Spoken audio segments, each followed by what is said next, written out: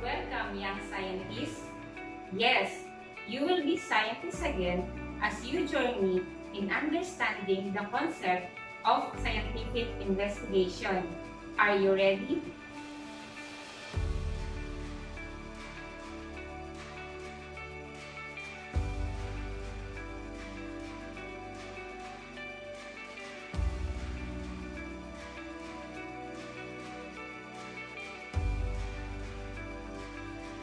Before we go on, let us first describe what is scientific investigation. A scientific investigation is the way in which scientists and researchers use systematic process to answer questions about the world around us.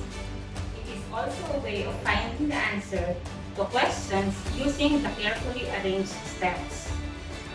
In other words, the scientific method is a systematic process that involves measurable observation to formulate, test, or modify an approved hypothesis. A good example of a scientific investigation is how does fertilizer affect plant growth? This is simple, measurable, and can be done in a laboratory.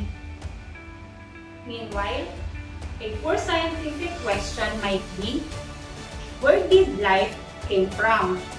We can answer this inside a laboratory, and there aren't good tests to answer it either.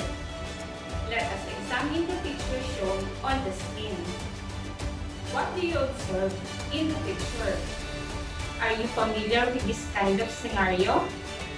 Can you tell that there is a problem in the given situation? Remember that as young scientists, we have to be keen observers so that we can easily perceive the areas where problem exists. We need to undertake a carefully planned investigation following a systematic and logical approach using a step in scientific investigation. There are 6 components that we need to understand in conducting scientific investigation. These 6 steps are easy to understand with the acronym P, D, CAT. P for problem. Stating a problem or identifying a problem. A problem can be identified after a thorough observation. After observation comes a question, which is now your statement of the problem. D for data. Gathering of data in a form of research. Your next question will be, what is a research?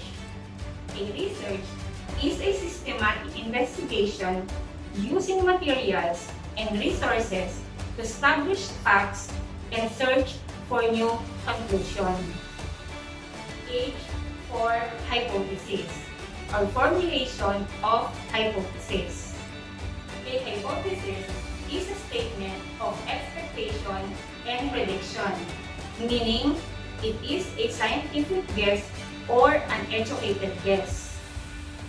It should always explain what you expect to happen, can be clear and easy to understand. It can be tested, and it should be measurable. E for experiment.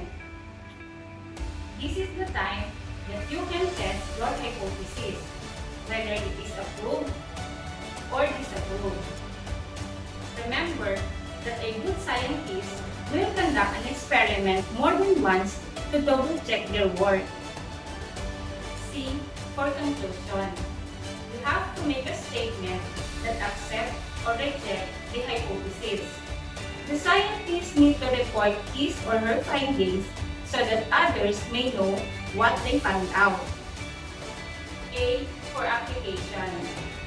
You need to put something into use based on the outcome of your experiment.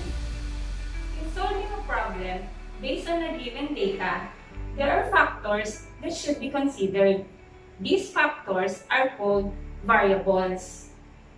Variables are the factors, things, condition, or traits that are changing in an experiment.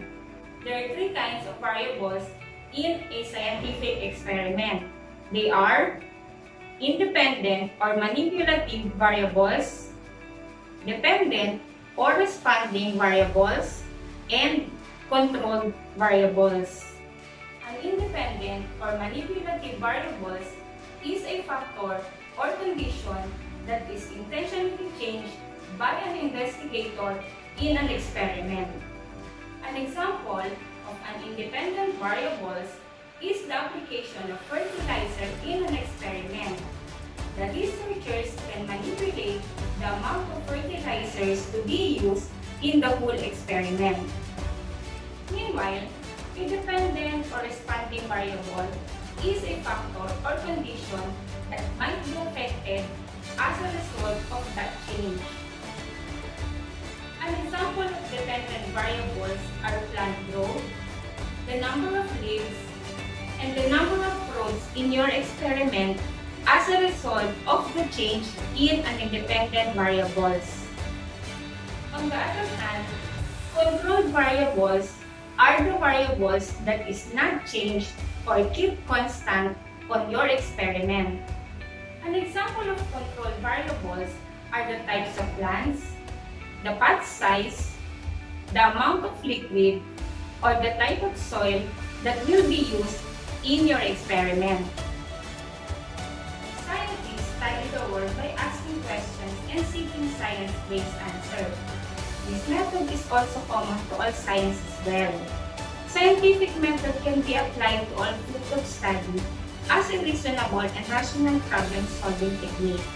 Always remember, young scientists, any problem encountered in our daily life is a potential possibility to use the scientific method.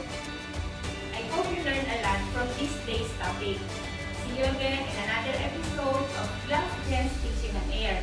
Once again, this is your grade 7 science teacher, Ma'am Heidi, so saying, happy learning!